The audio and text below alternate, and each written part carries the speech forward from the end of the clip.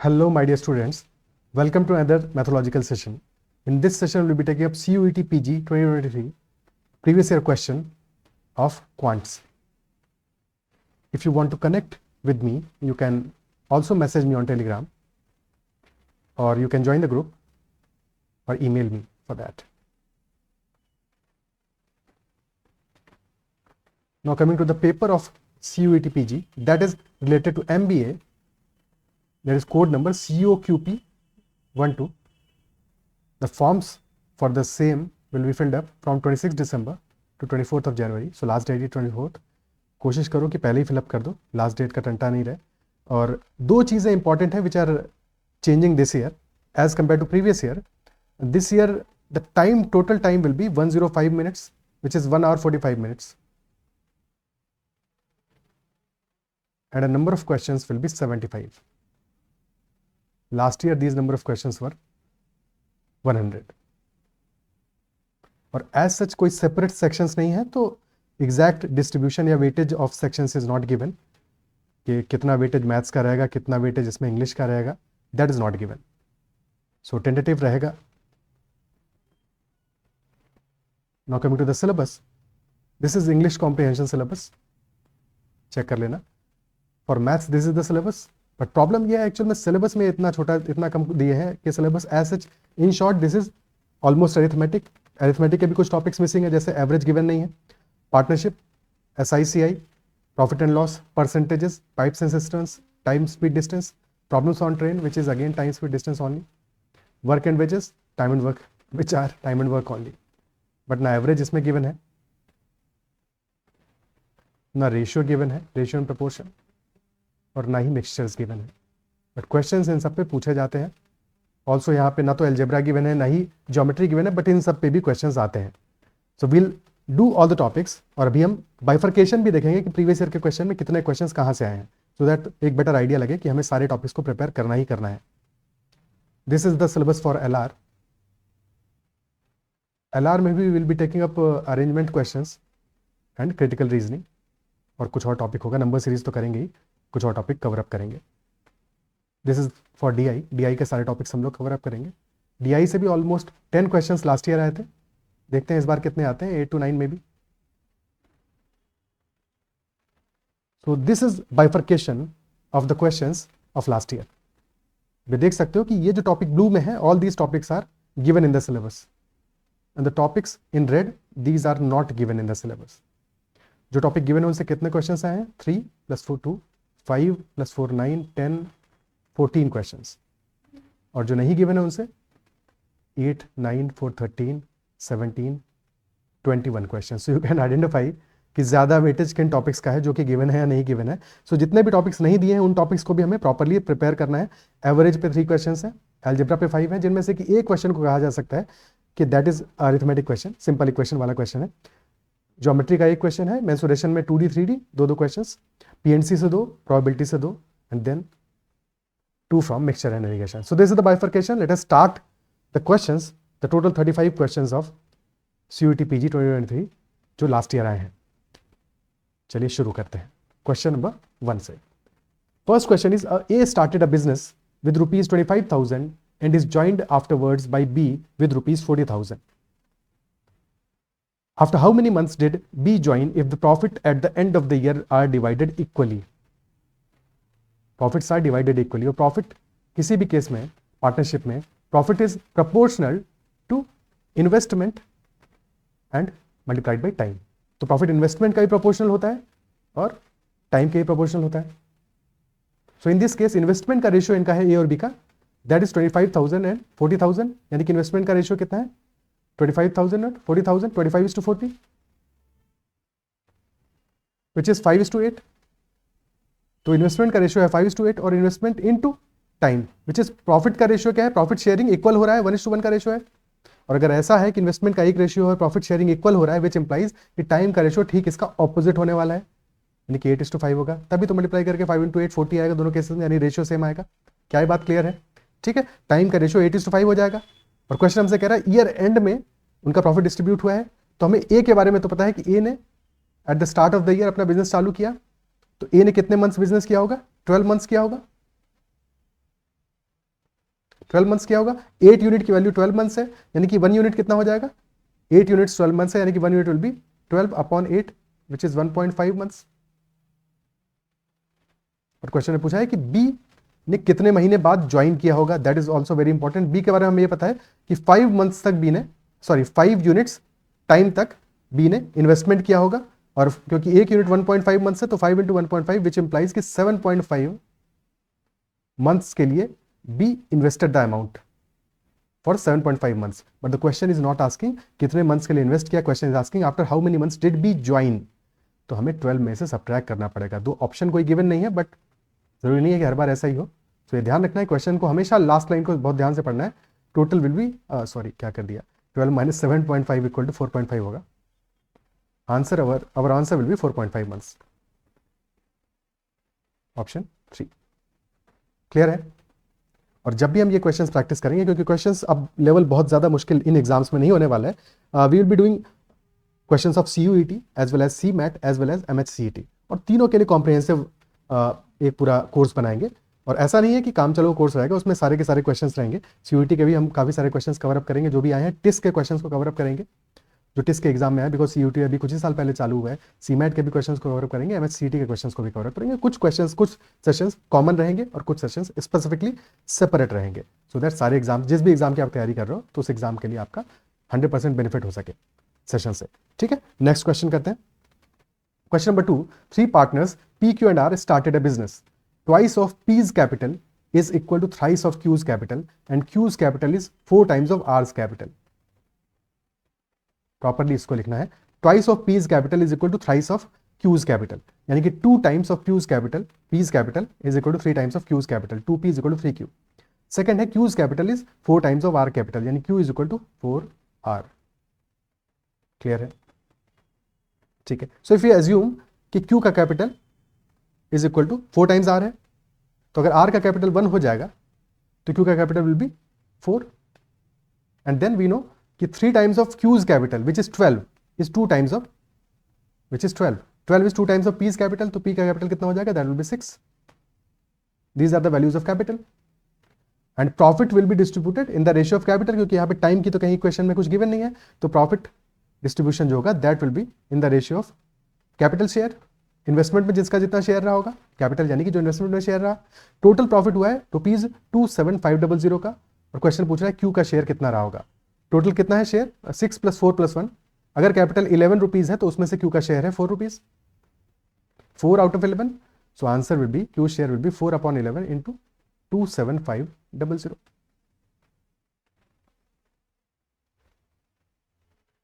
तो 11 से कितनी बार जाएगा, दिस इज 2500 टाइम्स जाएगा 11 से, और 2500 into 4, answer will B 10,000 rupees,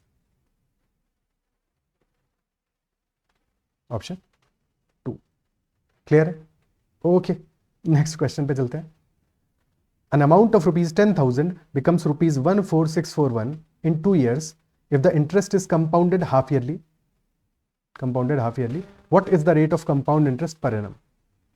amount बन जा रहा है ₹14641 इन 2 years, जबकि इंटरेस्ट की कंपाउंडिंग हाफ ईयरली हो रही है, यानी कि 4 टाइम पीरियड्स के लिए कंपाउंडिंग हो रहा है।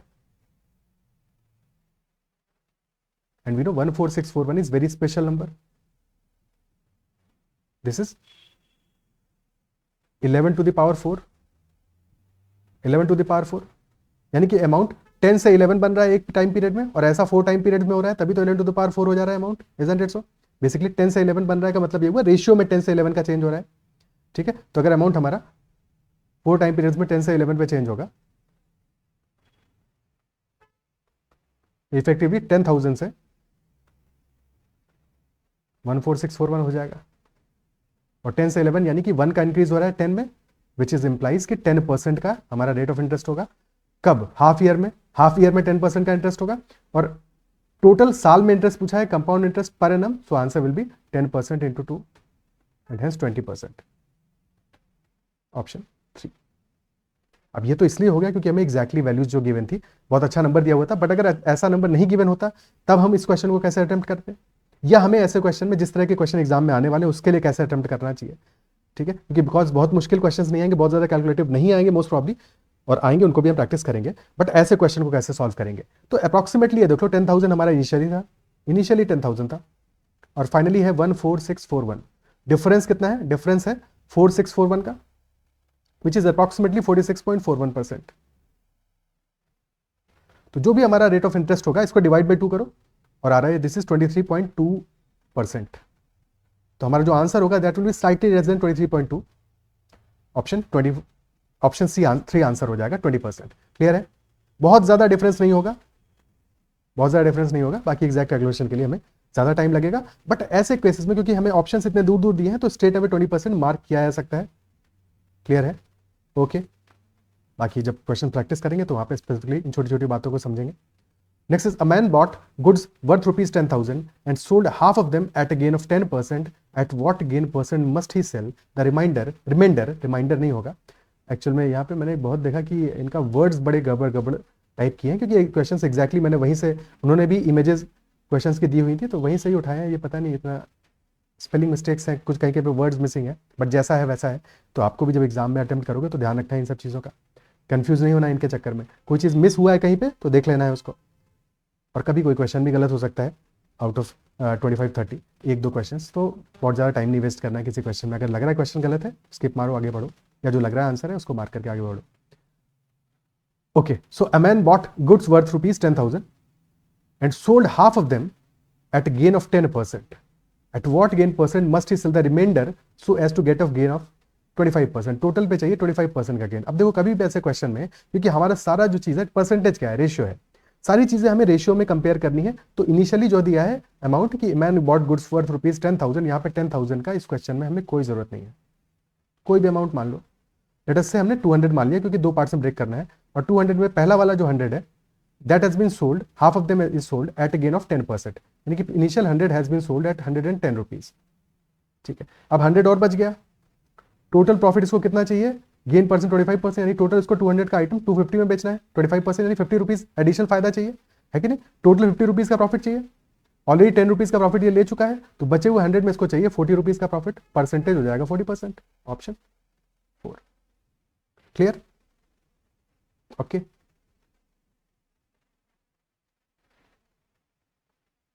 If a shopkeeper sells 1/3 of his goods at a profit of 14%, 3/5 of the goods at a profit of 17.5%, and the remaining at a profit of 20%, then his profit on the whole is equal to what? Similar question है जैसे पीछे वाला question है। इस बार फर्क क्या है इस क्वेश्चन में कि इस बार हमें वैल्यूज दी है, रेशियो में दी हुई है, इजंट इट सो? पिछली बार हमें परसेंटेज में हाफ दिया था कि हाफ इतने में हाफ इतने में, तो ईजी था, वैसे कर लिया हमने। इस बार हमें रेशियो में दिया है कि फर्स्ट तो 1/3 of goods at 14% profit, 3/5 at 17.5%, और लास्ट में जो बचा हुआ अमाउंट है, बचा हुआ कितना है वो निकालना पड़ेगा, and that at A profit of 20%। और हमसे पूछा है कि ओवरऑल प्रॉफिट उसका कितना होगा। ऐसे केसेस में हमें एक में फ्रैक्शन में दिया है 1/3, एक में दिया है 3/5। डिनोमिनेटर की वैल्यूज पे फोकस करो, 3 और 5 है, 15 से मल्टीप्लाई कर दो, सारी वैल्यूज को 15 से मल्टीप्लाई कर दो। ठीक है, तो अगर 15 से मल्टीप्लाई कर रहे हैं, हमारा इनिशियल क्या था, पोर्शन 1 था, तभी तो फ्रैक्शन में 1/3 और 1/5 3/5 दिया था। जब 15 से मल्टीप्लाई करेंगे दिस विल बिकम 15, टोटल हो गया 15 यूनिट्स। 1/3 विल बिकम 1/3 15 यानी 5 बन जाएगा, 3/5 हो जाएगा, 3 × 3 9 यूनिट्स, यानी कि 5 यूनिट्स हमारा 14% पे गया, 9 यूनिट्स गया है 17.5% पे, और बचा कितना?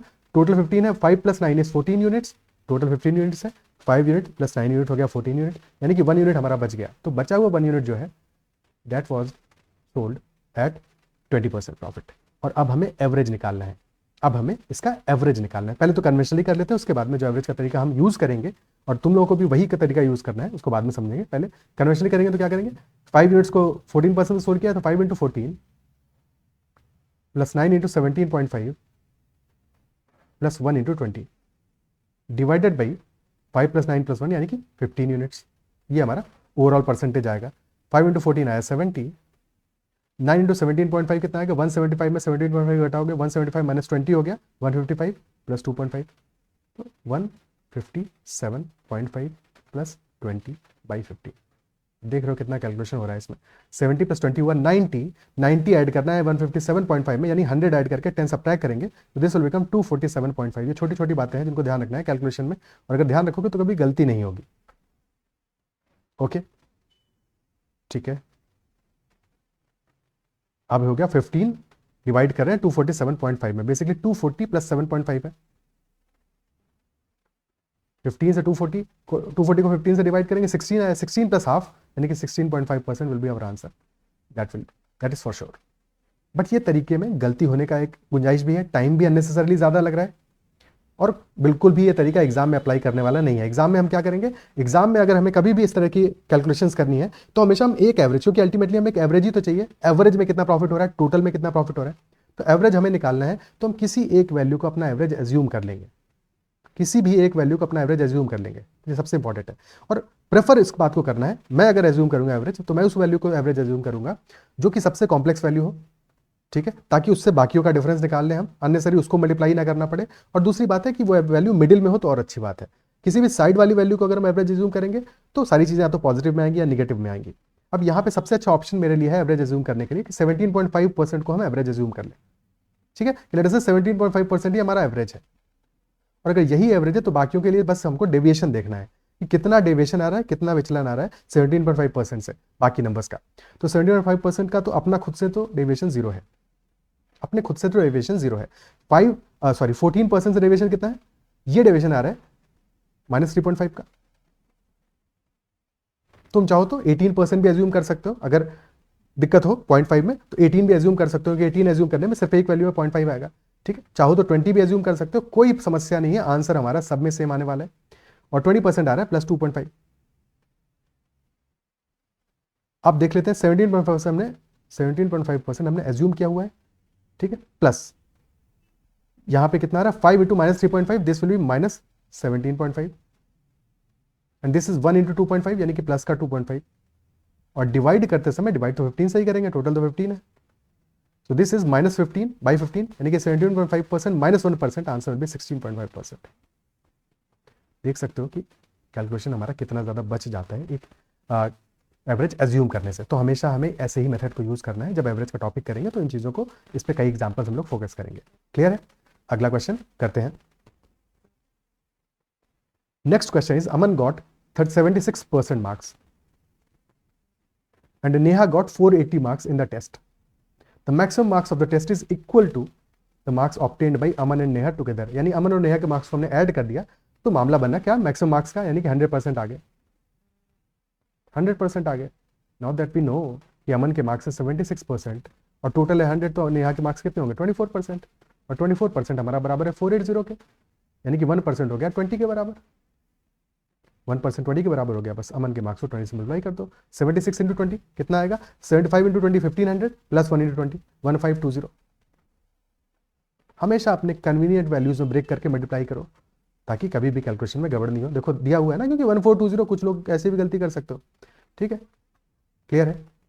सबको सीखना है, सबको समझना है। देखो ऐसा अपने पास अभी टाइम है, और अगर एफर्ट करेंगे, मेहनत करेंगे तो बिल्कुल बढ़िया स्कोर करेंगे, बट अपने अंदर वो, अपने ऊपर वो भरोसा रखना पड़ेगा और हर छोटी छोटी बात को समझना पड़ेगा और उनको इंप्रूव करना पड़ेगा। अपने तरीकों से काम करते रहोगे तो काम चलेगा नहीं, तरीके बदलने पड़ेंगे, बेहतर करने पड़ेंगे, ठीक है। जिन टूल्स के साथ लड़ाई लड़ोगे उसी के हिसाब से डिसाइड होगा ना कि जीतोगे कि नहीं जीतोगे, ठीक है। अर्जन वैली नहीं है, फिल्म नहीं है कि हथौड़ी से लड़के जीत जाओगे, ठीक है। तो अपने हथियार दुरुस्त करने पड़ेंगे, चमकाने पड़ेंगे। Next question, if the price of rice falls by 2.5%, a person can buy 9 kg more of rice for rupees 1260 than before. If the price had risen by 12.5%, how much rice would he have bought for the same sum? पहला वाला सम कितना है 1260 rupees में। पहले क्या हुआ, पहले वो जितना राइस परचेज करता था, अगर price of the rice has fallen by 2.5%, then a person can buy 9 kg more of rice. अब क्वेश्चन कह रहा है if the price had risen by 12.5%, तब वो कितना राइस परचेज करता, दैट इज द क्वेश्चन। अब यहाँ पे हमें देखो निकालना नहीं हर एक केस में कितना राइस वो पहले परचेज करता है, कितना बाद में परचेज किया, फिर कितना बाद में परचेज किया। इतनी सब कहानी के लिए ना वक्त है ना जरूरत है। तो हम क्या करेंगे, 2.5% कितना होता है, 2.5% इज 1/40, विच इंप्लाइज कि इनिशियली वो जितना राइस परचेज करता था, एक तो गया राइस और एक हो गया प्राइस, एक हो गया प्राइस, ठीक है। सो पहले वो जितना राइस परचेज करता था, लेट अस से W राइस परचेज करता था, बाद में वो W इंक्रीज हुआ, ठीक है, पर हम W को भी, हमें इस क्वेश्चन में जरूरत नहीं है तो W भी हम नहीं लेंगे। प्राइस पे क्या फर्क पड़ रहा है, प्राइस इज फॉलिंग बाई 2.5%, यानी कि 1/40 से प्राइस इज फॉलिंग। तो अगर प्राइस इनिशियली 40 था तो अब 1 से डिक्रीज कर जाएगा, यानी प्राइस हो गया है 40 से 39। खर्चा अभी भी उतना ही है, बंदा एक्स्ट्रा राइस परचेज कर रहा है बट खर्चा तो कांस्टेंट रह रहा है ना। फोकस करो किस पे, खर्चे पे, टोटल पे, ठीक है। तो जितना वो राइस ले रहा है और जितना उसका प्राइस लग रहा है, जो टोटल है वो तो कांस्टेंट है। और अगर प्राइस में डिक्रीज आया है तो राइस में इंक्रीज आएगा। प्राइस 40 से 39 हुआ है तो हमारा जो राइस है वो 39 यूनिट से 40 यूनिट हुआ होगा। ये दोनों वैल्यूज यूनिट में है, एग्जैक्ट वैल्यूज नहीं है, ठीक है। 39 यूनिट से राइस हमारा 40 यूनिट हुआ होगा। क्या ये बात समझ में आती है? और अगर ये बात समझ में आ रही है तो हमें ये पता है कि 1 यूनिट का इंक्रीज हुआ है और यही 1 यूनिट 9 kg के बराबर है। तो 1 यूनिट की वैल्यू हमें पता चल गई, किसके लिए, राइस के वेट के लिए। For rice 1 unit is equal to 9 kilograms। Now question is saying instead if कह रहा है तो हम स्टार्ट कहां से करेंगे, पहले वाले केस से, बेसिक से स्टार्ट करेंगे, कभी भी 39 से स्टार्ट नहीं करना है। कि इफ ये कह रहा है इनिशियल वाले केस में कि अगर instead of falling price had increased by 12.5%, 12.5% कितना होता है, दैट इज 1/8 या 5/40, बिकॉज हमें 40 पे चेंज देखना है। 5/40, तो 40 से अगर ये 45 हो गया होता, राइज हुआ होता, 45 हो गया होता, ठीक है। अगर 40 से 45 हो गया होता तब कितना राइस उसको परचेज करना पड़ता सेम सम के लिए। तो अगर प्राइस हमारा 40 से 45 हो रहा है तो राइस 45 से 40 होगा, isn't it so? राइस 45 से 40 होगा, बट प्रॉब्लम ये है हमने तो राइस माना है कितना, 39। कोई दिक्कत नहीं है, 39 को 45 से 40 हो रहा है, यानी कि 39 इंटू 40/45 कर देंगे। Rice will become this much unit, 39 into 40/45। अब इसको समझाने में समय लग रहा है, जब वहां पे एग्जाम में करोगे तो टाइम नहीं लगेगा, जब 2-4 क्वेश्चन ऐसे प्रैक्टिस कर लोगे टाइम नहीं लगेगा। इतने यूनिट राइस उसको चाहिए और 1 यूनिट बराबर है 9 kg के, 1 unit is equal to 9 kg, तो मल्टीप्लाई बाई 9 कर दिया। 9 से काटा बचा 5, 5 से काटा बचा 8, 39 इंटू 8 करना है, कभी 39 इंटू 8 मत करो, 40 इंटू 8 करो, -1 इंटू 8 करो। This is 320 - 8, 312 kg। Option 2 clear, okay, ठीक है। अगला सवाल देखते हैं।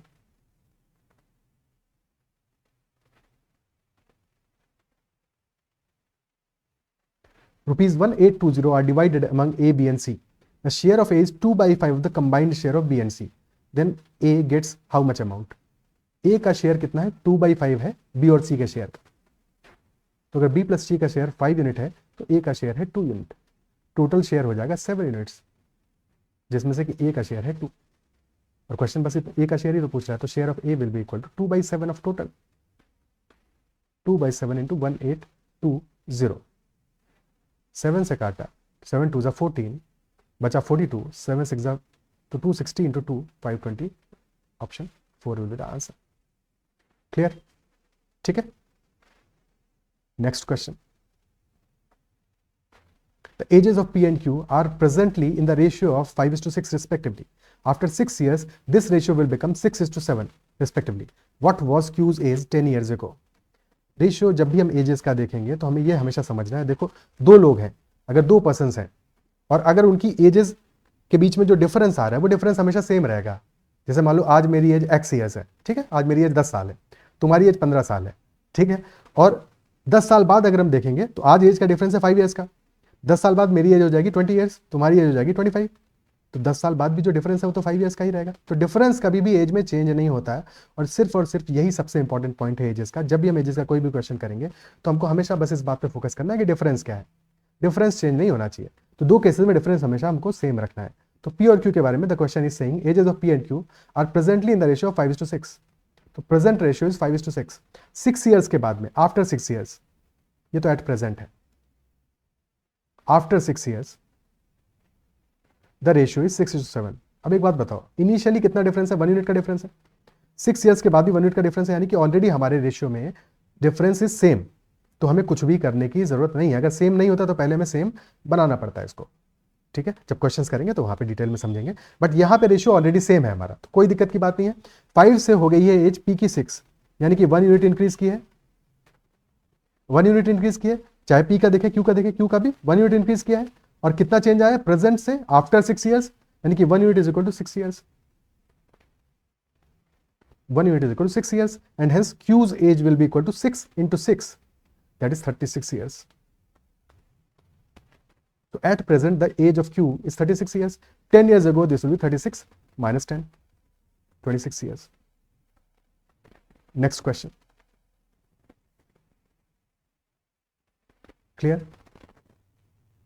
3 pipes P, Q and R can fill a tank in 6 hours. P, Q, R साथ में टैंक को 6 hours में fill up करते हैं. After working at it together for 2 hours, R is closed and P and Q can fill the remaining part in 7 hours. The number of hours taken by R alone to fill the tank. That is the question. P, Q, R मिलके एक tank को 6 hours में fill up कर दे रहे हैं. अगर 6 hours में they are filling up the complete tank, तो after working for it together for 2 hours, 2 hours में कितना fill up करेंगे? 2 hours यानी 1/3 हुआ, 1/3 टाइम हुआ, तो 1/3 टाइम में 1/3 तो इन्होंने fill up कर दिया. 1/3 तो P, Q, R ने साथ में मिलके they have already filled up. Now R is closed and P and Q are filling the remaining part in 7 hours. तो 2/3 को they are filling up in 7 hours. 2/3 tank is being filled up in 7 hours. तो पूरा tank कितने time में fill up होगा? Multiply करोगे 3/2 से. 2/3 को 3/2 से मल्टीप्लाई करो तभी तो पूरा टैंक आएगा, 1 आएगा. तो 7 into 3/2 which is 10.5 hours या 21/2. तो P and Q together can fill the tank in 21/2 hours, while P, Q and R can fill up the tank in 6 hours. LCM क्या आएगा दोनों वैल्यूज का? वही LCM हम अपना वर्क एज्यूम कर लेंगे. यहाँ पे क्या दिख रहा है? LCM क्या आने वाला है? ऊपर है 21/2, नीचे है 6. अगर हम 42 मान लें तो कोई दिक्कत नहीं है. ठीक है, 42 will be the LCM. Clear है?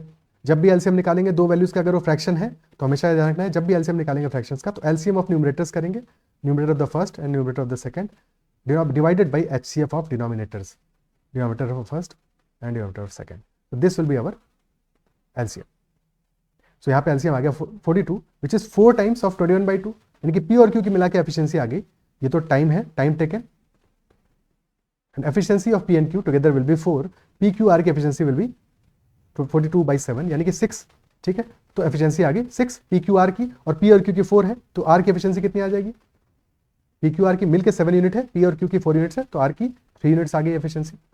तो time taken by R will be equal to 42/3 which is equal to 14 hours.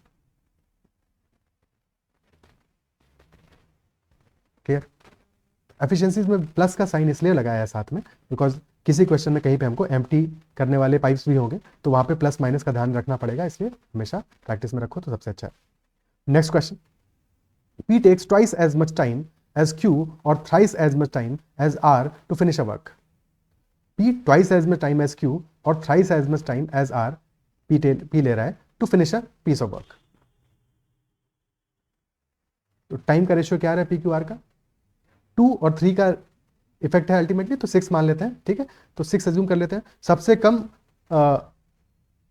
P twice as much time ले रहा है Q से और थ्राइस एज मच ले रहा है R से, तो मान लेते हैं कि P 6 यूनिट्स टाइम ले रहा है, 6 डेज ले रहा है कंप्लीट करने में.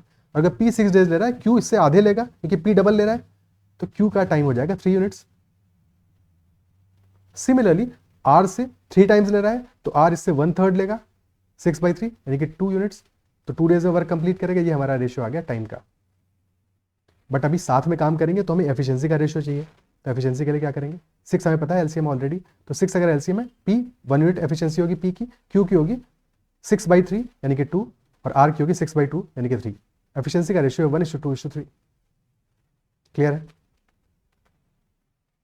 ठीक है, या फिर डायरेक्टली भी चाहते तो एफिशिएंसी लिख सकते थे ऐसे करके कि P is taking twice time as compare to Q, तो यानी कि P की एफिशिएंसी Q से हाफ होगी, Q से एफिशिएंसी हाफ होगी, यानी कि अगर Q की एफिशिएंसी 2 है तो P की होगी 1. सिमिलरली P और R में P is taking thrice as much time, यानी कि P की एफिशिएंसी अगर 1 है तो R की होगी 3. अब दोनों केसेस में क्योंकि P की एफिशिएंसी 1 ही ले रहे हैं तो इजीली हमें 1:3 का रेशियो मिल गया यहाँ से. अगर डिफरेंट होता तो पहले इक्वल करते P की एफिशिएंसी को दोनों केसेस में. Now question is working together they can finish the work in 5 days. Efficiency सबकी मिला के साथ में आ गई 6 यूनिट्स, तो वर्क हो गया एफिशिएंसी इंटू टाइम यानी कि 6 इंटू 5 30 यूनिट्स. तो time taken bye Q will be equal to 30 by efficiency of Q which is 2, 15 days. Option 3. Next one, Rohan takes 2 hours more than Sohan to walk 50 kilometers. But if Rohan doubles his speed, then he can make it in 1 hour less than Sohan. अब यहाँ पे देखो दो चीजें आ रही हैं, compare जब भी करोगे पीछे वाले क्वेश्चन में या जो भी हमने क्वेश्चन जहाँ पे भी डायरेक्टली हम रेशियो ले रहे थे वहाँ पे हमें एब्सोल्यूट वैल्यूज कहीं पे भी दी नहीं हुई थी. यहाँ पे एब्सोल्यूट वैल्यू भी दी है कि पहले तो Rohan is taking 2 hours more than Sohan to walk 50 kilometres and in second case Rohan अपनी स्पीड को डबल करता है and then he can make it in 1 hour less than Soham. How much time does Soham require for walking 50 kilometers? Okay, so Rohan and Soham, R and S. Or Rohan is taking 2 hours more than Soham to walk 50 kilometers. तो अगर Soham is taking T hours, तो Rohan is taking T plus 2 hours. Is this fine? Then question is saying, but if Rohan doubles his speed, अगर रोहन अपनी speed को double करेगा तो time हो जाएगा हाफ. टाइम हो जाएगा हाफ, यानी कि हमें डिवाइड बाई 2 करना है. ठीक है, और फिर कंपैरिजन में क्या है, he can make it in 1 hour less than Soham. तो अगर हमें डिवाइड बाई 2 करना है तो एक काम करते हैं, टी की वजह इसको 2t मान लेते हैं क्योंकि डिवाइड बाई 2 करने में आसानी रहेगी. नाउ क्योंकि रोहन अपनी स्पीड को डबल कर रहा है तो टाइम हो जाएगा हाफ, यानी कि t plus 1.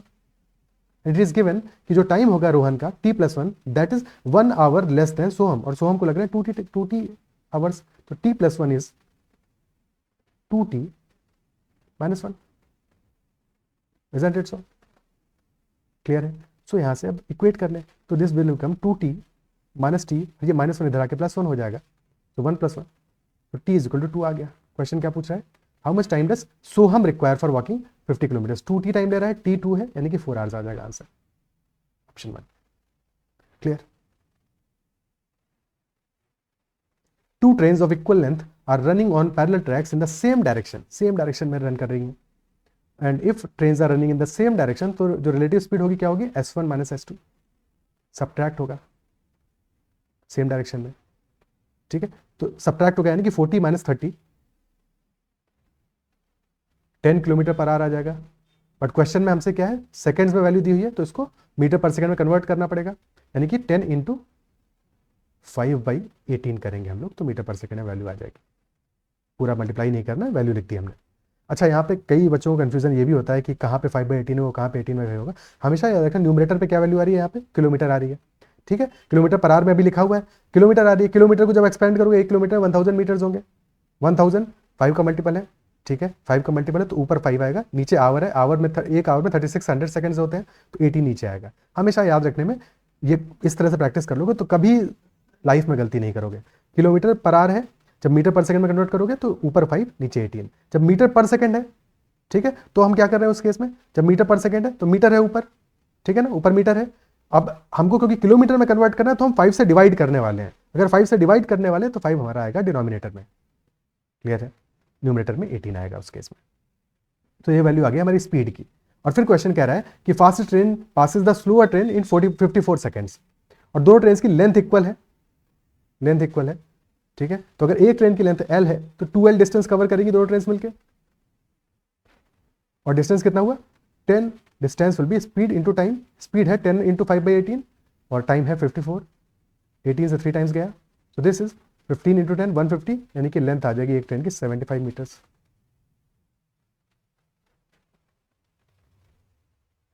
सबसे अच्छी बात है कि ऑप्शंस इतने प्यारे हैं ऐसे क्वेश्चंस में कि एग्जाम में कंफ्यूज नहीं करने वाले ऑप्शंस हैं. बहुत आसानी से सही ऑप्शन मिल जा रहा है हमको. कहीं पे गलती भी करोगे तो पकड़ में आ जाएगी, गलत नहीं होगा सवाल.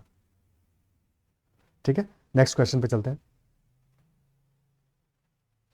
Next is the end water in 2 vessels P and Q. अभी देखो यहाँ पे एक वर्ड मिस कर दिया इन्होंने, मिल्क होगा यहाँ पे. ठीक है, the milk and water.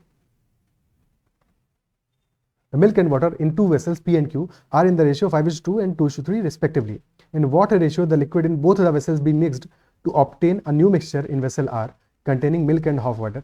Half milk यहाँ पे होगा, हाफ भी देखो मिस मार दिया, half milk and half water.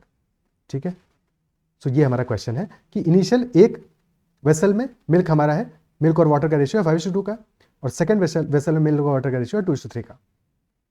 तो P और Q 2 वेसल्स है हमारी, और मिल्क और वाटर का उनमें रेशियो, पहले वाले में रेशियो है 5:2 और सेकंड वाले में 2:3. और हमें पता लगाना है किस रेशियो में इनको मिक्स करें सच दैट जो नया मिक्सचर हमें मिले वेसल आर में, that contains half the milk and half the water. सबसे अच्छा तरीका है इसके लिए एलिगेशन यूज करो. एलिगेशन यूज कर रहे हैं इस क्वेश्चन में, ठीक है। तो एज्यूम कर लेते हैं पहले वाले मिक्सचर में हमारा मिक्सचर नंबर 1 पी में कितना है मिल्क, मिल्क का प्रोपोर्शन कितना है, मिल्क पे एलिगेशन लगाते हैं, या तो मिल्क पे लगाओगे या फिर वाटर पे लगाओगे। जब भी एलिगेशन लगा रहे हो तो हमें ये देखना है कि मिल्क टोटल प्रोपोर्शन में कितना है, टोटल में मिल्क कितना है। तो टोटल अगर हमारा 7 यूनिट्स है तो उसमें मिल्क है 5, यानी कि 5/7 हुआ मिल्क पी में। सिमिलरली क्यू में मिल्क कितना हुआ, क्यू में मिल्क है 2/5, टोटल है 2 + 3 5, और जिसमें कि मिल्क है 2, तो 2/5। और अल्टीमेटली जब दोनों को मिक्स कर रहे हैं तो 50% मिल्क चाहिए, यानी 1/2 हमें चाहिए मिल्क। ये सारी वैल्यूज आ रही है फ्रैक्शन में, फ्रैक्शन में अभी हमें घटाना नहीं है, पहले हम इन सारी वैल्यूज को करेंगे इंटीजर में कन्वर्ट। और उसके लिए डिनोमिनेटर की वैल्यूज देखो, 7 है, 5 है, 2 है, तो विल मल्टीप्लाई बाई 7 × 5 × 2 यानी कि 70। सबको 70 से मल्टीप्लाई कर देंगे तो पहली वैल्यू आ जाएगी 5 × 10 50, क्यू वाली वैल्यू आ जाएगी 2 × 14 28, और एवरेज वैल्यू आ जाएगी हमारी 35। अब सब्ट्रैक्ट करेंगे, 50 - 35 इज 15 एंड 35 - 28 इज 7। तो we should mix them in the ratio 7:15, और पी और क्यू को 7:15 में मिक्स कर रहे हैं, ये भी ध्यान देना। लास्ट में कभी कभी उसका ऑपोजिट भी लिखा होता है एग्जाम में, तो 15:7 भी उस केस में आंसर हो सकता है अगर क्यू और पी ऑर्डर चेंज हो। इस केस में तो कोई दिक्कत नहीं है, 7:15 हमारा आंसर आ जाएगा। क्लियर है, ठीक है। अब दूसरा मेथड भी एक बार समझ लेते हैं। देखो जब हम दूसरा मेथड अप्लाई करेंगे, यानी कि इक्वेशन बनाएंगे इसके लिए, तो हम क्या करेंगे, उस केस में हमें सबसे पहला काम ये करना है कि अभी जो हमारे वेसल्स का जो रेशियो दिया है, वेसल पी में 5:2 का रेशियो है, यानी कि 5 + 2 7 यूनिट है, 7 यूनिट है। क्यू में है 5 यूनिट, इक्वल नहीं है, इक्वल नहीं है। तो सबसे पहले तो पी और क्यू वेसल में हमें इक्वल करना पड़ेगा वॉल्यूम, उसके बाद में ही हम कंपेरेबल बना पाएंगे चीज़ों को, ठीक है। और इक्वल बनाने के लिए हमें क्या करना पड़ेगा, पी का क्योंकि 7 है, 7 यूनिट है टोटल, और क्यू में 5 यूनिट है, तो पहले वाले में हम मल्टीप्लाई करेंगे 5 से और दूसरे में मल्टीप्लाई करेंगे 7 से। अब ये दोनों का जो वॉल्यूम है वो इक्वल हो गया। इसके बाद में हमें कुछ प्रोपोर्शन में मिलाना है, तो से पहले वाले से x प्रोपोर्शन मिलाना है, दूसरे वाले से y प्रोपोर्शन मिलाना है। तो यानी कि पहले वाले में, ठीक है, 7 और 5 तो ऑलरेडी है हमारे पास, हमने मल्टीप्लाई किया है 5x से पहले वाले में और 7y से किया है दूसरे वाले में। और मिल्क और वाटर दोनों को बराबर करना है, ठीक है, इक्वल होगा। मिल्क कितना होगा पहले वाले में, 5x × 5 यानी कि 25x, प्लस दूसरे वाले मिल्क कितना होगा, 7y × 2 यानी कि 14y, और पहले वाले वाटर है 5x × 2 विच इज 10x, और दूसरे वाले वाटर है 7y × 3 यानी कि 21y। And milk and water both are equal, ये मिल्क है टोटल, ये वाटर है। अब करते हैं 15x will be equal to 7y and hence x upon y will be equal to 7/15। So our answer will be 7/15। तो ऐसे भी इस क्वेश्चन को किया जा सकता है, बट एलिगेशन से ज़्यादा प्रेफरेबली यूज करेंगे, पर यह तरीका भी पता जरूर होना चाहिए एग्जाम में। क्लियर है, ओके। नेक्स्ट क्वेश्चन पे चलते हैं। अच्छा यहाँ पे एक छोटी सी चीज़ और, अगर इक्वल नहीं होते तो इक्वालिटी नहीं लगाते ना आप, फिर से होता कि मिल्क और वाटर फाइनली 1:2 के रेशियो में है, तो एलिगेशन में तो खट से अपना काम हो जाता है। यहाँ पे हमें क्या करना पड़ता है कि मिल्क अपॉन वाटर लिखते हैं, यानी कि ये ऊपर मिल्क का सारी वैल्यूज रहता है divided by water and that is equal to 1/2, ये हमारा इक्वेशन बनता। Next question, how many litres of milk, how many litres of water, not milk, how many liters of water should be added to a 30-liter mixture of milk and water in the ratio of 7:3 such that the resultant mixture has 60% milk in it। तो जो existing mixture है हमारा, उसमें milk और water का ratio कितना है, 7:3 का, और टोटल है 30 लीटर, और ये दोनों मिला के है 10 यूनिट। तो अगर 10 यूनिट मिला के हमारा 30 लीटर हो रहा है, यानी कि मिल्क हमारा कितना है 21 लीटर और वाटर है 9 लीटर, वाटर है 9 लीटर। क्वेश्चन ये कह रहा है रिजल्टेंट मिक्सचर में 60% मिल्क हो और हम ऐड क्या कर रहे हैं, वाटर ऐड कर रहे हैं। जिस भी चीज को हम ऐड कर रहे होंगे उस पर अपना काउंटिंग, उस पर अपना कैलकुलेशन नहीं करेंगे। कैलकुलेशन हमेशा उस पर करेंगे जिस पे हम डिपेंड कर सकते हैं, जो कांस्टेंट है। जो कांस्टेंट है चाहे वो किसी क्वेश्चन में हो या जिंदगी में हो, हमेशा हम डिपेंड उसी पे कर सकते हैं। तो यहाँ पे हमको मिल्क पे डिपेंड करना पड़ेगा। मिल्क तो सेम है इनिशियल में भी, और बाद में जब वाटर ऐड करोगे तो भी टोटल क्वांटिटी ऑफ मिल्क तो सेम ही रहेगा। बस फर्क ये पड़ेगा, इनिशियली मिल्क 70% है, बाद में हो जा रहा है कितना 60%। भाई मिल्क हो जा रहा है पहले 70% है और फाइनली मिल्क हो जा रहा है हमारा 60%। टोटल क्वांटिटी तो यही है, ठीक है। टोटल क्वांटिटी यानी मिल्क का टोटल क्वांटिटी तो इतना ही है, 21 लीटर्स। टोटल सॉल्यूशन कितना हो जाएगा, अगर मिल्क 70 से 60 हो रहा है तो सॉल्यूशन 60 यूनिट से 70 यूनिट हो रहा होगा, सॉल्यूशन 60 यूनिट से 70 यूनिट हो रहा होगा। क्या ये बात समझ पा रहे हो, ठीक है। यानी कि टोटल सॉल्यूशन हमारा कितना हो जाएगा 30 × 7/6, 30 इंटू 7/6। अगर मिल्क हमारा 70% से 60% हो रहा है, टोटल सॉल्यूशन 6 यूनिट से 7 यूनिट हो रहा होगा, यानी कि 30 इंटू 7/6 हो जाएगा। पर हमें टोटल सॉल्यूशन नहीं निकालना, हमको सिर्फ इतना निकालना है कितना वाटर ऐड हो रहा है। तो वाटर तो इफेक्टिवली 30 इंटू 1/6 ही ऐड हो रहा है ना। 6 यूनिट था, 1 यूनिट हमने और ऐड किया एडिशनली, 1 यूनिट वाटर ऐड किया है। 6 यूनिट बराबर है 30 लीटर के, तो 1 यूनिट बराबर हो जाएगा 5 लीटर के। अब चाहे तो 30 इंटू 1/6 करके कर लो या ऐसे समझ के कर लो। क्लियर है? एक बार फिर से इसको लिख देता हूं। इनिशियली था 7:3 यानी 30 लीटर्स। मिल्क था इनिशियली 60% और फाइनली मिल्क हो जा रहा है 70%, और मिल्क तो हम ऐड नहीं कर रहे हैं। तो अगर मिल्क हमारा 60 से 70 हो रहा है, यानी 6 यूनिट से 7 यूनिट हो रहा है, तो टोटल मिक्सचर 7 यूनिट से हमारा 6 यूनिट हो रहा होगा टोटल। सॉरी, टोटल क्या कर रहा हूं मैं, मिल्क 70 से 60 हो रहा है, उल्टा कर दिया।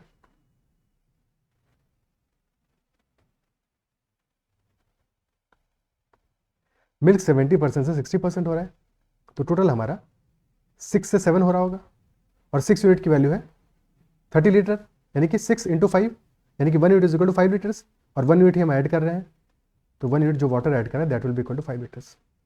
Option 2। Next question, the altitude drawn to the base of an isosceles triangle is 8 centimeter and the perimeter is 32 centimeter. Find the area of the triangle. Altitude drawn to the base of an isosceles triangle is 8 centimeter.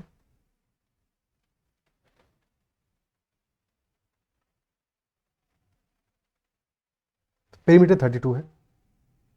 तो अगर since this is an isosceles triangle और altitude draw कर रहे हैं, हालांकि ये भी लिखा होना चाहिए कि एल्टीट्यूड आइसोसेलेस ट्राइंगल के जब बेस पे ड्रॉ कर रहे हैं तो जो बाकी दोनों साइड्स बची हैं वो इक्वल है। ये क्वेश्चन में मेंशन नहीं है, ये होना चाहिए था, ठीक है, बिकॉज ये नहीं पता ना कि एल्टीट्यूड कौन से साइड पे, क्या बेस भी तो इक्वल हो सकता है किसी साइड से। एनीवे, तो in this question altitude is 8 centimetres और पेरीमीटर इज 32। तो let us say this side is x, these two are equal x and x, और ये बॉटम जो बेस है हमारा उसको 2y मान लेते हैं for simplification. This will B y, this will B y, क्योंकि इस ट्राइंगल पे हमें फोकस करना पड़ेगा, ठीक है। 32 कितना आ जाएगा, 2x प्लस 2y, यानी कि 2 into x plus y is 32। तो x प्लस वाई आ रहा है 16। अब बताओ x प्लस वाई 16 आ रहा है, क्या यहाँ पे x और y की वैल्यू निकाल सकते हो? पाइथागोरस थ्योरम लगा के बिल्कुल निकाला जा सकता है, पर क्या वो लगाने की जरूरत है इस क्वेश्चन में?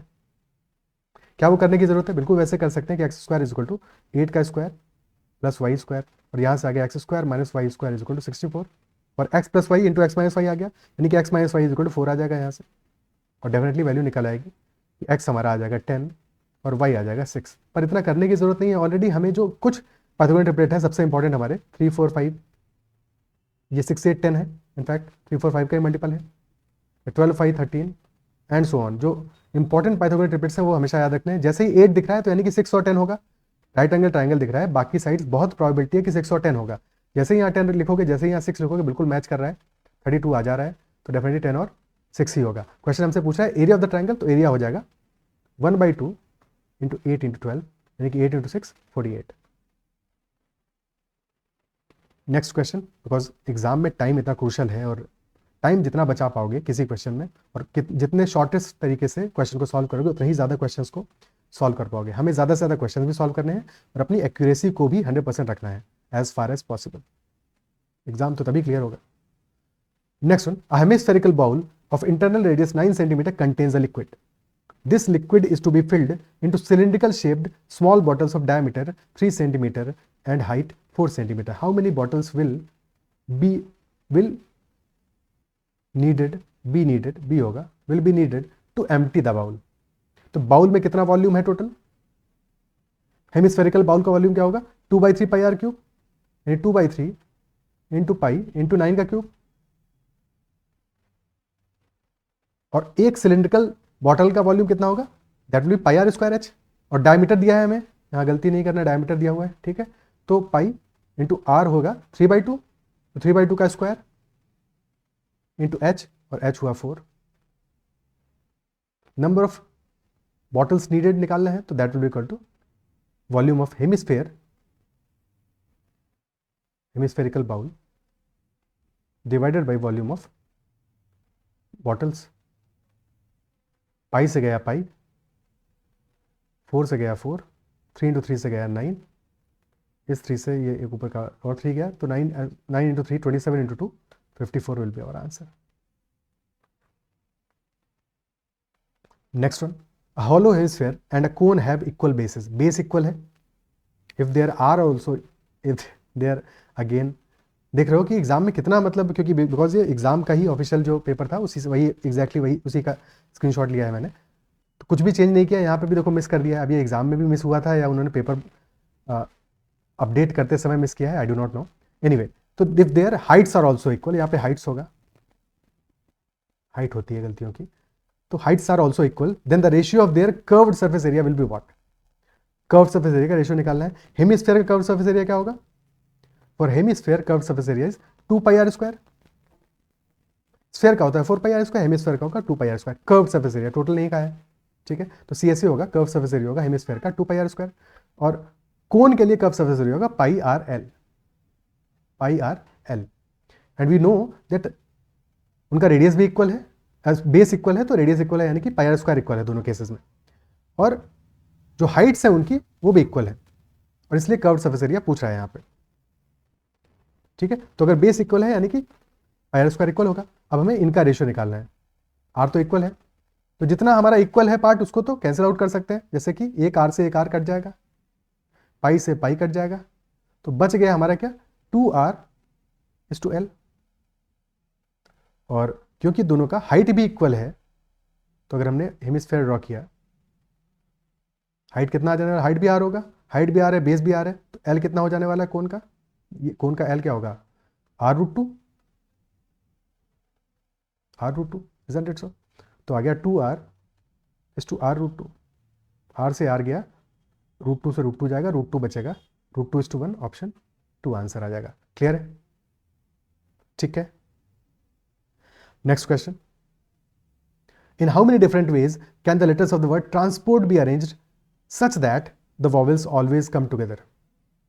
ट्रांसपोर्ट के लेटर्स को हम कैसे अरेंज करें सच दैट वॉवेल्स हमेशा साथ में हैं. पहले तो लेटर्स कितने हैं इसमें, TRAN 4 5 9 लेटर्स हैं, जिनमें से कि 2T है, 2R है,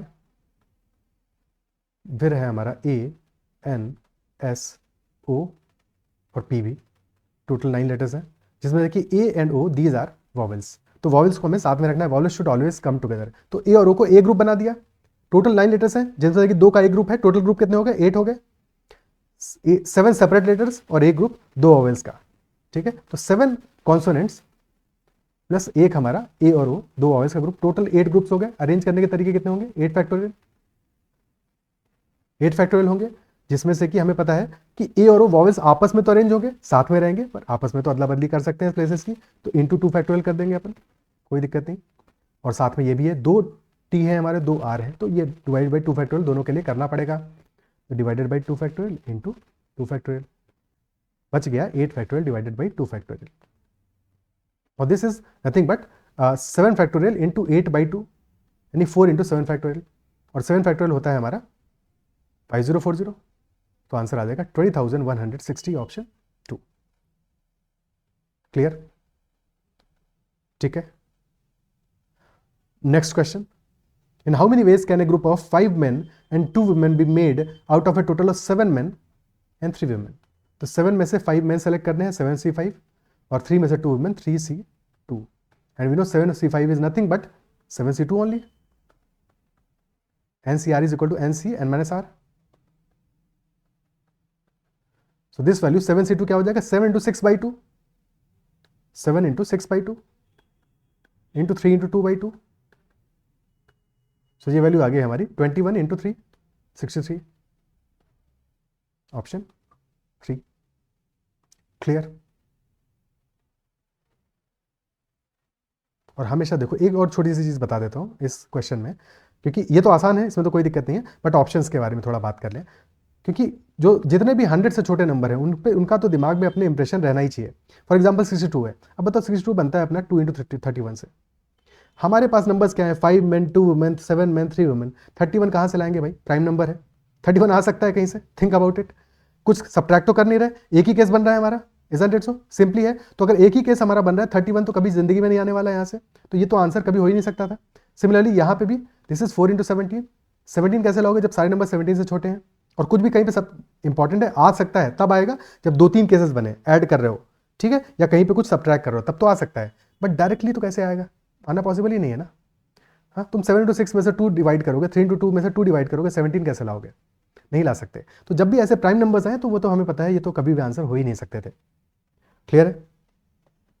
तो कभी किसी क्वेश्चन में ऐसा हो सकता है कि ऐसे ही अपना क्वेश्चन सॉल्व हो जाए। टाइम नहीं वेस्ट करना है इस चीज़ में, पर जो चीज़ दिख रही है उसको इग्नोर भी नहीं करना है, उसको इग्नोर भी नहीं करना है, उसको यूज अगर कर सकते हो तो जरूर करना है। Next question, in a simultaneous throw of a pair of dice find the probability of getting a total more than 8। Total कितना चाहिए हमको, मोर देन 8 टोटल चाहिए। 2 डाइस को हम थ्रो कर रहे हैं, प्रोबेबिलिटी क्या होता है, probability of an event is number of favourable outcomes divided by number of total outcomes.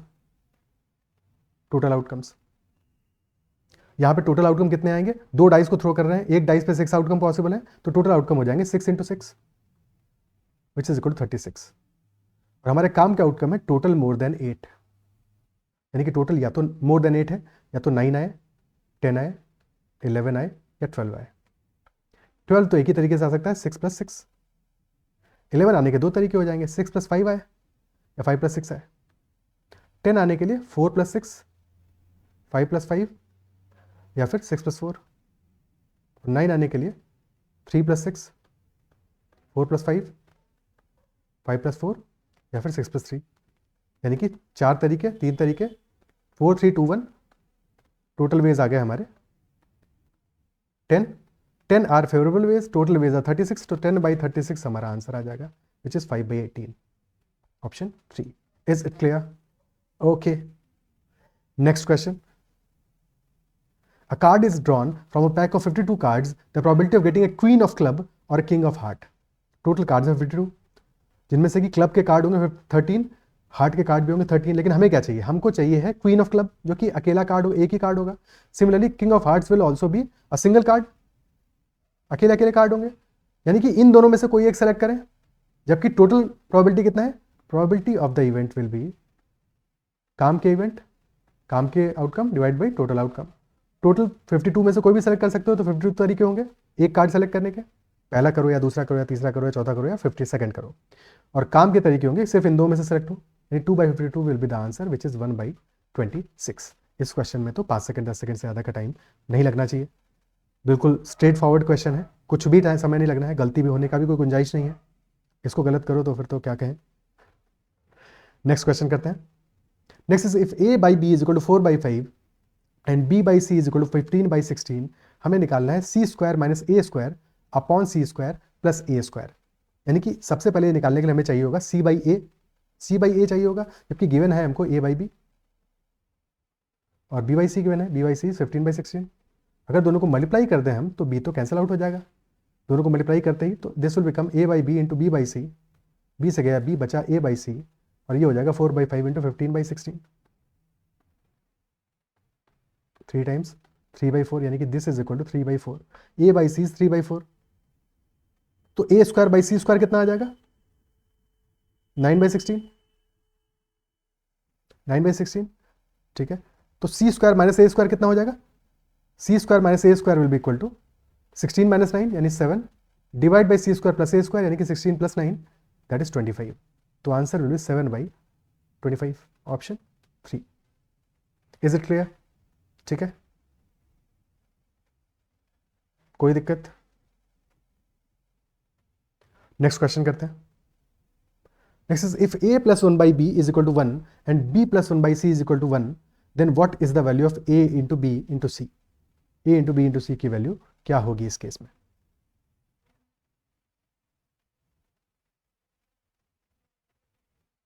सोचो, क्या गिवन है हमको, a + 1/b is equal to 1 और b + 1/c is equal to 1। These are the 2 equations. If you multiply these 2 equations, अगर हम दोनों को multiply कर दें तो क्या बन जाएगा हमारा, this will become a + 1/b into b + 1/c is equal to 1 into 1 यानी 1, a into b will be ab plus a/c plus b into 1/b यानी 1 plus 1/bc, that will be equal to 1। 1 से cancel हो गया 1, बचा 0, बन गया 0, 0 बन गया, इजंट इट सो। तो ये वैल्यू आ गई ab plus a by c plus 1 by b c is equal to 0। अब क्या कर सकते हैं, अगर हम इसमें सी मल्टीप्लाई कर दें पूरी इक्वेशन में, क्योंकि हमें अल्टीमेटली चाहिए क्या है, ए बी सी चाहिए। अभी हमको ए बी तो मिल रहा है, सी नहीं मिल रहा है यहाँ पे। तो अगर मल्टीप्लाई कर दें सी से, तो this will become a b c plus a by c into c यानी a plus c into 1 by b c यानी कि 1 by b, and this is equal to 0। And we know कि a plus 1 by b क्या है, that is equal to 1। So a b c plus 1 is equal to 0, and hence ABC will be equal to -1. So our answer will be -1 only, option 1. Is it clear? ठीक है।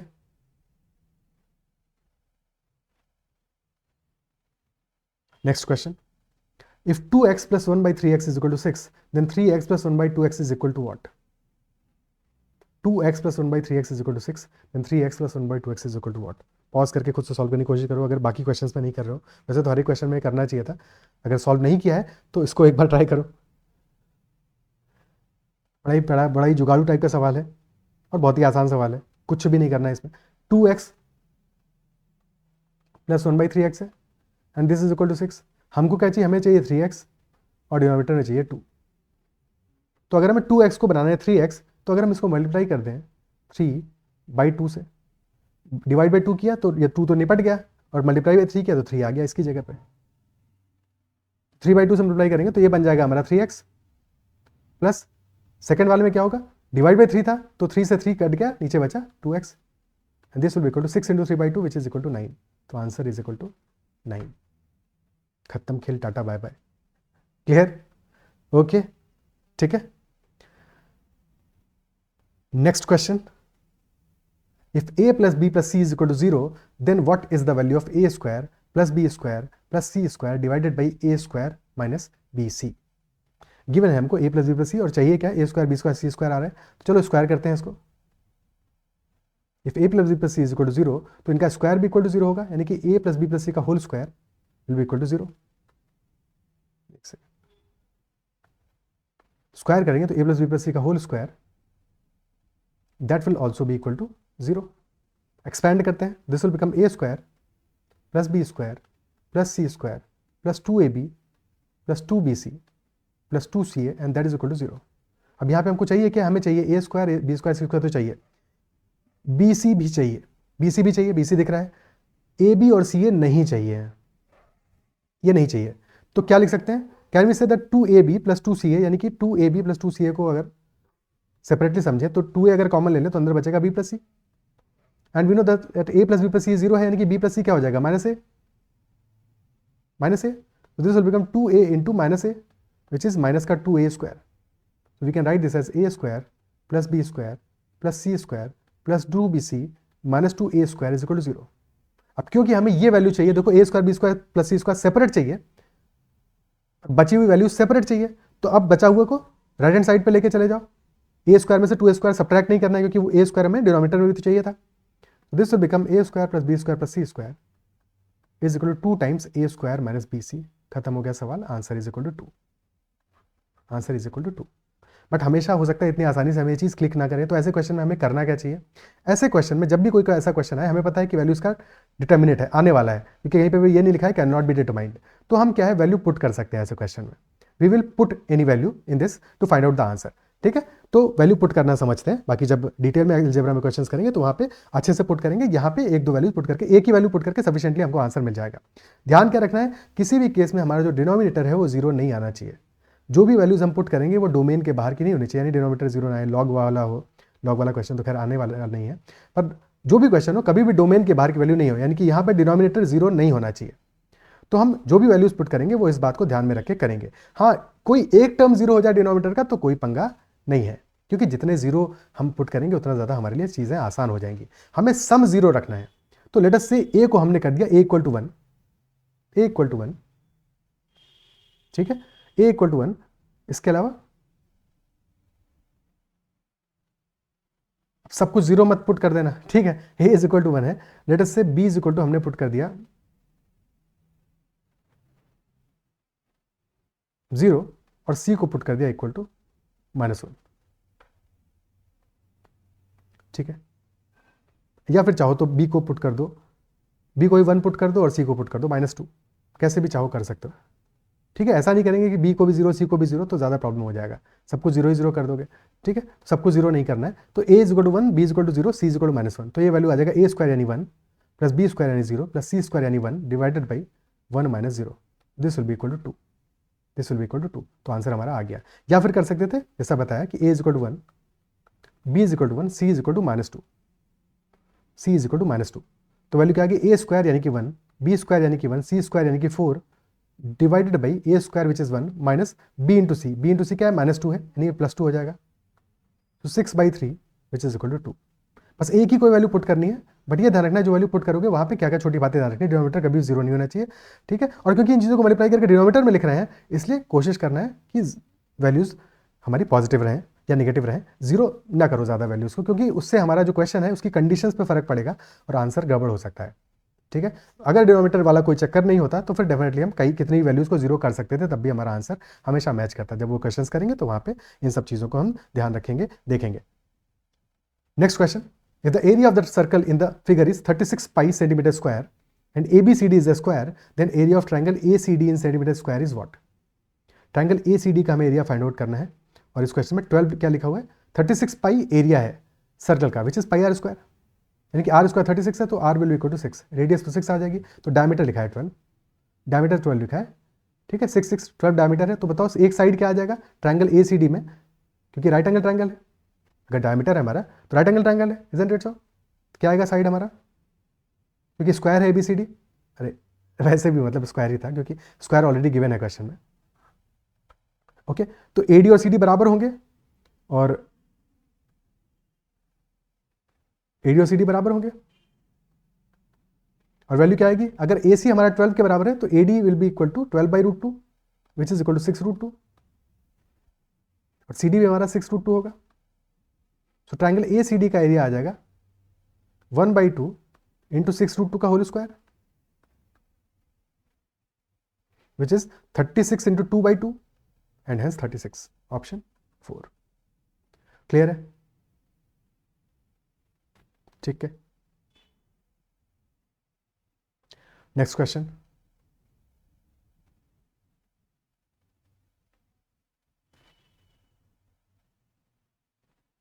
अच्छा ऐसे cases में एक छोटी सी बात अगर याद रखोगे तो और भी बेहतर है, कि जब भी कभी ऐसा हो कि एक सर्कल दिया है हमें और सर्कल के अंदर एक स्क्वायर है,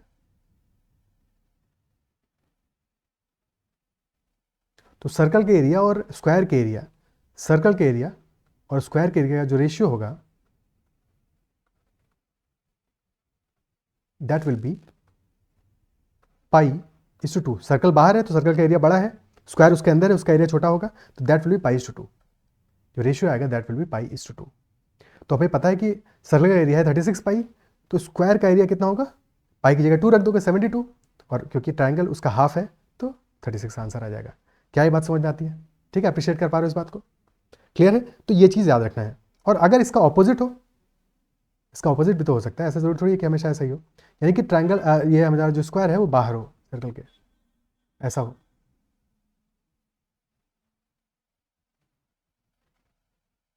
तो जो बाहर वाला स्क्वायर है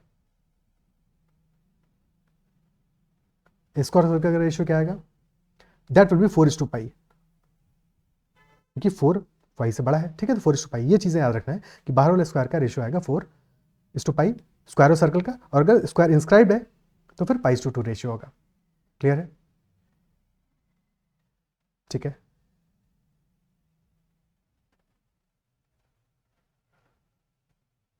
नेक्स्ट क्वेश्चन करते हैं। Next is a piece of wire 78 centimetre long is bent in the form of an isosceles triangle. If the ratio of one of the equal sides to the base is 5:3, तो what is the length of the base? बिल्कुल basic सवाल है। Base का और एक equal side का ratio क्या है 5:3, पहले क्या आ रहा है इक्वल साइड हमारा 5 है तो बेस 3 है, यानी कि दिस इज 5 दिस इज 5, ये भी 5 होगा, दोनों इक्वल साइड है। टोटल कितना हो गया 5 + 5 + 3 13 यूनिट हमारा है 78 के बराबर, यानी कि 1 यूनिट इज इक्वल टू 6, तो बेस हो जाएगा 3 × 6 which is 18 centimetre, option 2। Clear, Next one. A sum of money at simple interest amounts to rupees 815 in 3 years and to rupees 854 in 4 years. What is the sum? सम की value क्या होगी? अगर 3 years में हो रहा है 815 रुपीज और फिर एक और ईयर के बाद में इन 4 ईयर्स इट इज रुपीज 854, यानी एक ईयर में कितना सिंपल इंटरेस्ट मिल रहा है? 39 रुपीज का। तो हर ईयर 39 रुपीज ही तो मिलेगा सिंपल इंटरेस्ट। सम पूछा है, प्रिंसिपल पूछा है, कितना होगा? तो principal will be 815 minus 3 years का simple interest minus 3 times simple interest. So 815 minus 3 into 39. So minus 117. Minus 117, this will be equal to 698 rupees. Option 3. Next one, the average of 6 numbers is m and the arrange of average होगा यहाँ पे, arrange नहीं होगा. Average of 6 numbers is m and average of 3 of these is y. इनमें से 3 का average is y. If the average of the remaining 3 is z, तो कौन सी इक्वेशन फॉलो करेगी? Very easy question. 6 नंबर्स का एवरेज है m, तो सम कितना हो जाएगा? Sum will be 6 times m. Out of these 6 average of 3 of them is y, तो sum of those 3 will be 3y and sum of remaining 3 will be 3z and this 6m will be equal to 3y plus 3z. 3 से divide कर दोगे सब values को, तो 2m will be equal to y plus z. This will be our relationship between m, y and z. Option 1 will be the answer. Clear? Okay. और हमेशा जब भी ये भी कॉन्सेप्चुअली भी समझना है कि जैसे हम वेट एवरेज में बात करते हैं कि वजन किसका ज़्यादा होगा? वजन उसका ज़्यादा होगा जिसके पास नंबर ज़्यादा है, संख्या ज़्यादा होगा. डेमोक्रेसी है पूरी, तो यहाँ नंबर्स में भी जब एवरेज लेना, डेमोक्रेसी है प्रॉपर. वजन किसका ज़्यादा होगा? भाई 6 नंबर्स का एवरेज है m, तो m का वेटेज भी तो होगा 6 नंबर्स वाला, डबल होगा वेटेज. और बाकी ये जो एवरेजेस है ये 3 के हैं, इनका वेटेज 1, तो 2m will be equal to y plus z. ठीक है, बट ये तभी है जबकि सेम रेशियो में बात करें, सेम में बात कर रहे हैं. ठीक है, ऐसा नहीं है कि y किन्हीं और 3 नंबर्स का होगा तो फिर तो कहानी अलग हो गई ना. ठीक है, सेम कॉन्स्टिट्यूएंसी का होने चाहिए तभी मतलब बनेगा, अदरवाइज थोड़ी बनेगा. कंपेरेबल वैल्यूज को ही हमेशा कंपेयर कर सकते हैं. Next one, the average of 5 consecutive numbers is m. If the next 2 numbers are also included, how shall the average vary? 5 consecutive numbers का जो एवरेज है that is m. If the next 2 are also included, how shall the average vary? अब example के लिए हम पहले 5 को ही ले लेते हैं, 1 2 3 4 5. So for the first 5, average कितना है हमारा? एवरेज इज 3, तो m इज इक्वल टू 3. अब हमने 2 और इंक्लूड कर दिए, यानी कि 6 और 7 को और इंक्लूड कर दिया. अब एवरेज क्या हो जाएगा? Now the new average will be 4 which is m plus 1. Average हमारा 1 से इंक्रीज कर जाएगा. या ऐसे भी समझो कि जब भी हमें कॉन्सेक्यूटिव नंबर्स का एवरेज दिया हो और अगर हम कुछ और को इंक्लूड कर रहे हैं, तो जितना हमारा नंबर्स आगे बढ़ेंगे उससे आधा एवरेज आगे बढ़ेगा, क्योंकि एवरेज हमेशा मिडिल वैल्यू रहेगा. जब भी कॉन्सेक्यूटिव नंबर्स होंगे या अरिथमेटिक प्रोग्रेशन होगा, तो जितना हमारा एवरेज हमेशा बीच में लाई करेगा उसमें. ठीक है, तो जब हम 2 नंबर्स को बढ़ाएंगे तो एवरेज तो एक ही नंबर आगे बढ़ने वाला है, क्योंकि मिडिल वैल्यू सिर्फ एक प्लेस शिफ्ट होगी. अगर हम 4 नंबर्स को आगे बढ़ाते हैं तो एवरेज हमारा 2 नंबर से शिफ्ट होता है, यानी कि isn't it so? क्योंकि एवरेज हमेशा मिडिल में रहता है. तो answer will B that average will increase by 1. अब इसमें कोई भी ऑप्शन हमारा मैच नहीं कर रहा है, तो ऑप्शन जो दिए वो गलत है. Answer will be shall increase by 1. तो इस क्वेश्चन में कुछ लास्ट ईयर वो नंबर दिए गए होंगे या जो भी किया गया होगा, आंसर होगा इट शैल इंक्रीज बाय 1. ठीक है, ये हमारा करेक्ट आंसर होगा. क्लियर है? ठीक है, नेक्स्ट क्वेश्चन.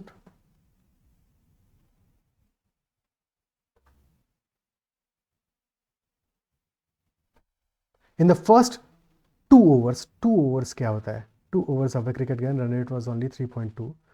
फर्स्ट 10 overs होगा, 10 को लिख दिया 2 इन्होंने. ठीक है, in the first 10 overs of a cricket game the run rate was only 3.2. What should be the run rate in the remaining 40 overs to reach the target of 282 runs? देख सकते हो कितना ज़्यादा मिस टाइपिंग है. ये miss typing I guess exam में नहीं होगा, शायद बाद में उन्होंने पेपर अपलोड करने में गड़बड़ किया होगा. अगर एग्जाम में हुआ तो भगवान ही मालिक है. ओके, तो फर्स्ट 10 ओवर्स में रन रेट है हमारा 3.2 का, यानी कि रन्स कितने बने हैं? 32. टोटल बनाने हैं 50 ओवर्स में 282, टारगेट है 282 का. 10 में बन चुके हैं 32, तो बचे हुए 40 में बनाने होंगे 250. So required run rate will be 250 divided by 40 which is 6.25. Option 2. Clear? ठीक है,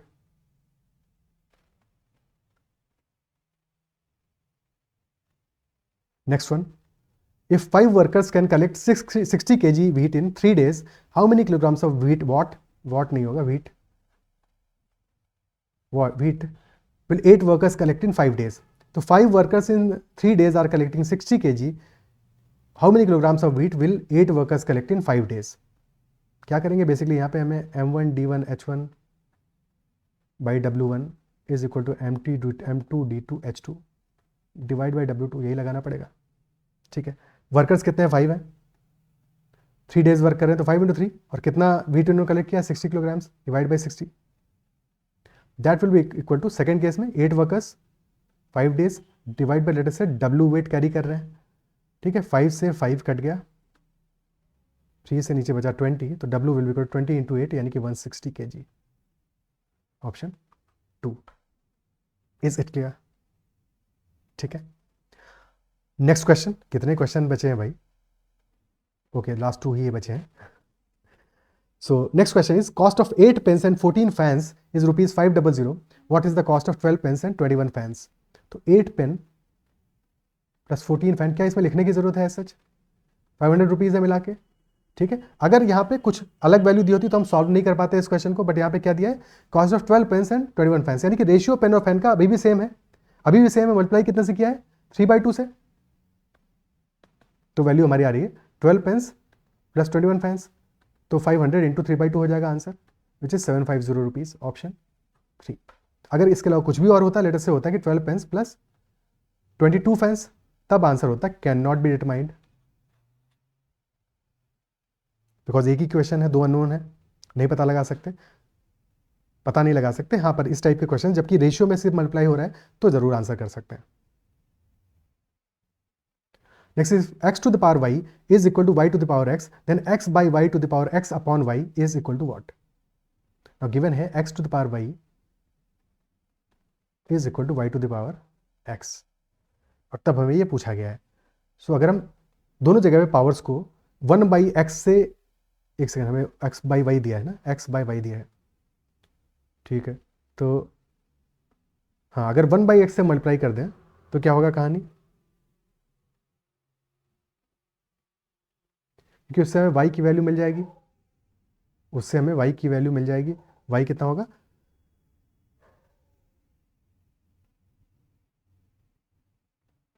सो y will be equal to x to the power y by x, 1/x से दोनों साइड में मल्टीप्लाई कर दिया हमने पावर्स को. ठीक है, यानी कि टू द पावर 1/, एक तरह से लिख दिया हमने, x to the power y to the power 1/x, and that is equal to y to the power x to the power 1/x. So this becomes y is equal to x to the power y by x. और हमने y को x की power के terms में इसलिए लिखा because answer में जितने भी ऑप्शन है वो सब x की पावर में है. ठीक है, आंसर में y की पावर में होते तो हम इसका ऑपोजिट करते, ताकि आंसर पे जल्दी पहुंचे. अननेसरी जब अपना आंसर निकाले उसके बाद में फिर से कलेश ना हो, फिर हमें वैल्यूज़ को दोबारा से कैलकुलेट ना करना पड़े.